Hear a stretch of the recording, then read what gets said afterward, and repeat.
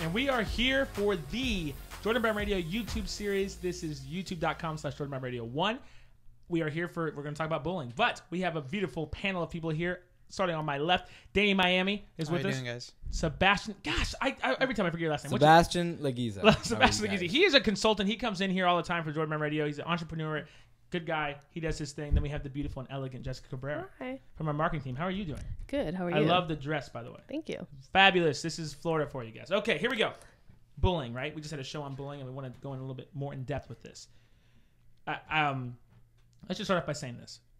There are people who are being affected more than ever before when it comes to being bullied. We have people who are literally killing themselves, committing suicide under the age of 14. We have over 140,000 people who stay home from school every single day out of the fear of being bullied. I got to know what you guys think about this. This blows my mind. But when I tell you that those stats, people killing themselves, people not wanting to go to school because they're afraid that they're going to get made fun of. What goes through your guys' minds? Danny, let's start with you. Well, it's kind of like I was bullied when I was younger, so it's like, why didn't I make that decision? What kind of held me back from doing that? So I don't understand how these kids just kind of jump to that conclusion straight away, especially at such a young age. And you're talking about people who are bullying other people? No, I'm talking about those that are being bullied. Oh, jumping to wanting to kill themselves. Yeah, exactly. Is it? I don't know if it's hype. I don't know what it is, but that's a good thought. I don't know if it's possibly the idea of, wow, there's so many other people who are doing it. Why do I even have to live? I mean, suicide's not a new thing. It's not new, but it is something that we have to. That's a good question. I don't know. How about you, Sebastian? I mean, it's something that it's sort of an epidemic in these younger kids that we've seen it more often. James Rodemeyer, 14, from Williamsburg, New York, he posted a video on May talking about his experience getting bullied, and he just shed some light on how it gets better. 3 weeks ago, he committed suicide, and it just comes to show you, how tormented these kids are, that they have to go to, that length. So we're losing the tough people. Yeah. This is a guy who said, you know what, I can beat this. Screw everybody else, and he's still getting bullied. Yeah. And he took his life because of that. Took his life. Jessica Cabrera, when you hear those initial thoughts, 140,000 people staying home from school every day, people killing themselves under the age of 14, what are some things that go to mind for you? Well, staying home from school didn't surprise me because I wanted to stay home from school when I was being bullied. It was not just one kid, but he would turn the entire class against me. And when multiple people kind of do I'm that. talking 20 years ago. Yeah. I mean, this was 92. Yeah, we're not talking about yesterday. Yeah. No, I mean, it's hard when multiple. And now we have social media that kind of makes it. this even bigger. Yeah, we're not even talking about it. It makes it a bigger cyberbullying. issue. Exactly. And that's, cyberbullying, it's like we say all the time, what we can do for social media, we can do amazing things with it, but it's backfiring on us. It is crazy. People are, I just can't grasp the concept. People are taking their lives, and when you have people who are actually going, like a group of people, that's even when it gets worse. But what's funny is that I roll with some of the flyest people in the entire city. None of these people on this panel right now seem like they were people who got bullied or would ever get bullied. But they got bullied. I don't know about Sebastian. You get bullied growing up? I was actually a bully myself. You were a bully yourself. You around two people. So you're sitting between people right now that said they got bullied. Now you're sitting in between them. What are they going to do to you? How did you change your ways? I changed my ways because I acknowledged that I was just like all the other kids. The reason why I bullied was because I thought I was better than other people. Mm-hmm. And I came to a realization that I wasn't. That most of the time I was jealous of other kids, and that's the reason why I bullied them. Did you ever have to apologize to anybody? I did. You actually did? Wow. I did. What was that? What did that look like? I was embarrassed, but yeah, it's something that I had to do because it feels bad, when you have, kids staring at you and he's just crying and they're afraid to look at you, or, and then you just have this bad reputation, and, it's a drug. That's crazy. That's a great point what he's making, because the person that bullied me never kind of understood that.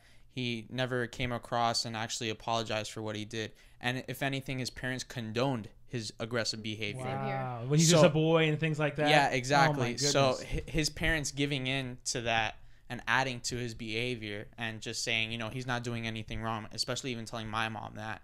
And because we used to be best friends, and then, things just kind of fell apart and we argued a lot, and it just kind of went south. But he never came out and said, hey, look, I'm sorry for what I did to you. I'm sorry for my behavior. And for Sebastian to come out and say, listen, I saw what I did wrong.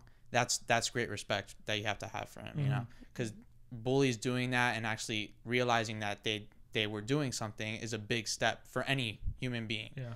You know, so that's a great point. Because everyone could be forgiven, right? I mean, even Jessica, the guy that bullied you, if he came back to you and said, "Hey, I was immature," I mean, it was 20 years ago, you're gonna forgive him. I never got an apology, but yes, I Yeah, would. she's like I making mean, it clear. If you're watching, please. he has a Yeah, great life now, it's but okay. I never did get an apology. But yes, I would. I mean, time has passed, but you know, it's, you know how they say sticks and stones, and words will never hurt me. Yeah. But you're stronger. That's not true. That's what's so cool that you guys. But you guys become stronger because it's not something you think of every day. It did hurt you then. But it does form kind of the way you present yourself to the world. I mean, it's something that did affect who I am as a person. So it's in the back of your mind when you know you might go out somewhere if you Yes. don't actually present Yes. yourself that it could come to Correct. that level, which is a disappointment. But I mean, like I said, we're looking at 3 amazing people in general, you know, who have so much to offer. So it's funny that they would be bullied. And I'm not going to put myself on a pedestal. I was bullied too. From first grade up to my sophomore year in high school, every single year, I would be called racial slurs at least once a year, every single year. Didn't know what it meant for the first couple of years, but then realizing that it meant something a lot bigger. You know, it's funny, when I was being bullied, it wasn't, I mean, I was loud. Me, come on. I mean, so, you know, but at that time, it didn't click that I was, again, super fly. I didn't understand it then. When you start getting confidence in yourself, you're like, I wish you would say something about me because I'm laughing at you. See what I'm saying? And it's now the same people that you know kind of made jokes about you in the past. You see them in public and they're super nice to you now and things like that. It's kind of funny how it changes. The whole tide can change, you know. But it's, like I said, bullying is something that won't go away. But here's the question. How do we deal with it? And this is hard. And all of you might not have an answer to it. How do you suggest to somebody, if someone comes to you and they say, I'm being bullied, what do you guys say to them? And I don't know, do you guys have answers? I mean, I think the first thing would be to talk about it. That's like just the spill first it all step. out. Spill it yeah. out. I used to not talk about it with classmates. I would go home crying, and then my parents started to notice that something was wrong. But I had nobody that was my age that I would talk to about it. So Yeah, so it needs to be said, because if you keep things in, it becomes a problem. or a parent. I mean, you need to talk to somebody about it. Sebastian, I feel like you're going to say something.